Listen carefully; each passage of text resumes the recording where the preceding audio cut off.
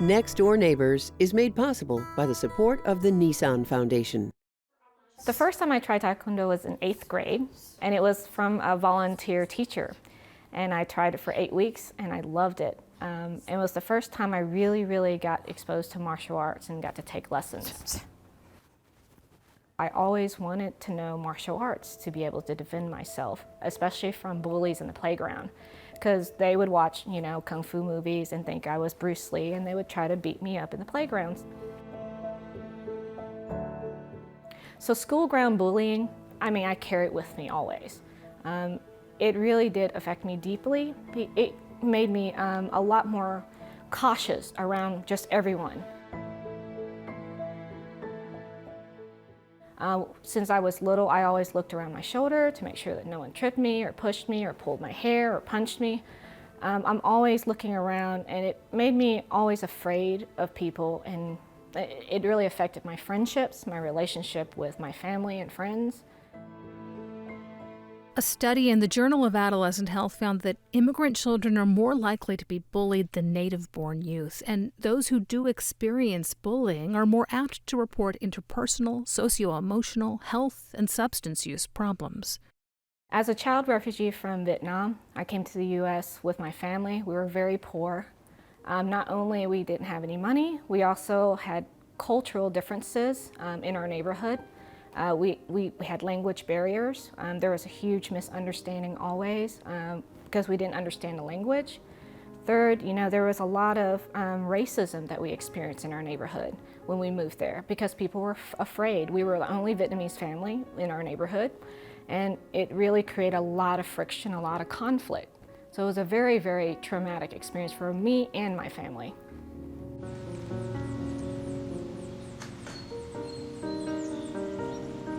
So, as you become older and an adult, you think that you escaped all these experiences. The school ground bullying, because you're not in school anymore. You think you escaped xenophobia, you say racism, but then you do experience it.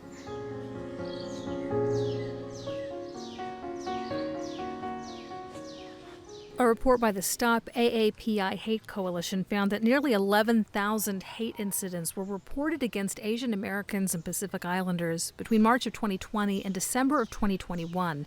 A majority of these reports were made by women. And among those who've experienced racism, there are increased symptoms of depression, anxiety, and stress.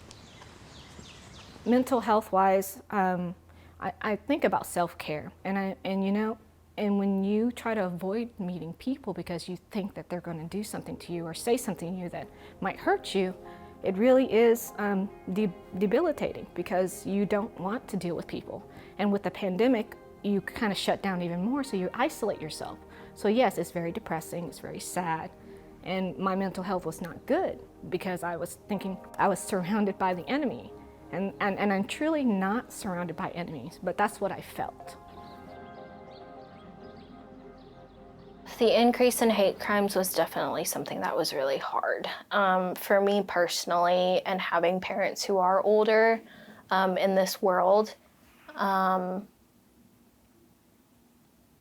yeah, my mental health definitely plummeted.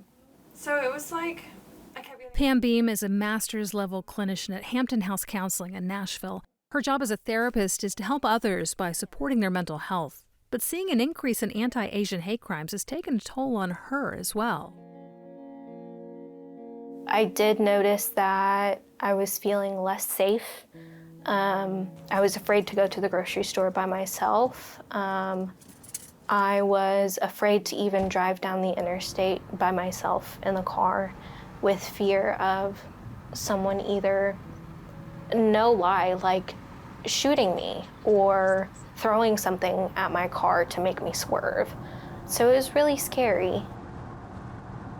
I definitely saw an increase in anxiety for most Asian Americans and a lot of Asian women because there is this sort of, I guess, stigma that Asian women are really small and quiet and demure in a lot of ways when that's not true. My Asian sisters, you all know as well as I do, the feeling of being viewed as an object.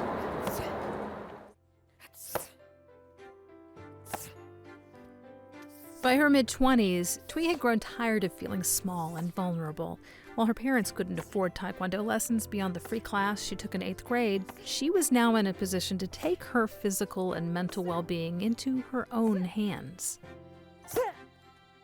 So I went into Taekwondo thinking I'm going to get healthy, get some exercise, and learning to defend myself. But it was a lot more than that. Learning Taekwondo, the movements, the philosophy, all the new skills, all that really, really helped me mentally because I got to focus on something that was outside of my current life. I believe that learning any new skill, like Taekwondo, can really challenge somebody to stretch their mental capacity. Like, hey, I can actually do something that's really hard rather than being defeated by it. Evidence shows that learning something new can improve self-esteem and build a sense of purpose, while exercise can boost your mood and relieve stress. These are lessons Thuy learned through her study of Taekwondo, and she wants to pass along the knowledge.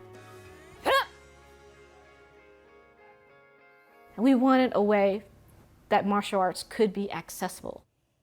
I want to make sure that every kid, any student who wants to study Taekwondo, they can do it without being financially burdened. What are you kicking? The sky! The sky! That's right, on the count! Hana! That prompted Thuy and her husband Mike to co-found Taekwondo Anywhere, a nonprofit martial arts school in Nashville. Hana! What started with some informal neighborhood classes in their garage quickly grew. If you asked me like 5 years ago that I would be, founding a Taekwondo nonprofit, I would be like, wouldn't believe you. But that class in our garage with our child, his friends also became interested. The neighborhood kids became interested. And we were like, our garage won't hold them anymore. So we went to the park. And slowly our 4, 5 kids went to 20 kids. And all of them were like, Thuy, we really want to study this for real. Hinye! Bell. Head down meditation, muksum. Leave all the bad stuff outside the door. Today, Taekwondo Anywhere has a home studio and a growing roster of students. For Thuy, it's an opportunity to pass along both the physical skills and the mental resilience she's discovered along the way. The goal is to build a sense of respect Getting high block. and leadership and compassion for each other. I want them to have something that they can look to, that they say, hey, I am good at something. I'm good at Taekwondo, and that I can take it with me wherever I go.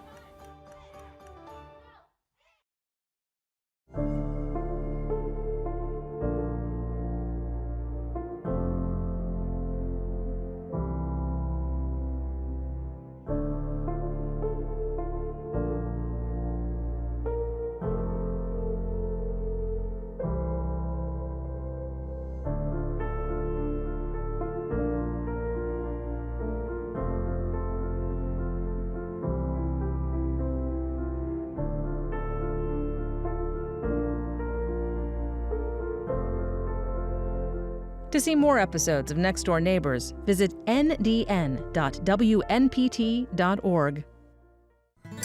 Next Door Neighbors is made possible by the support of the Nissan Foundation.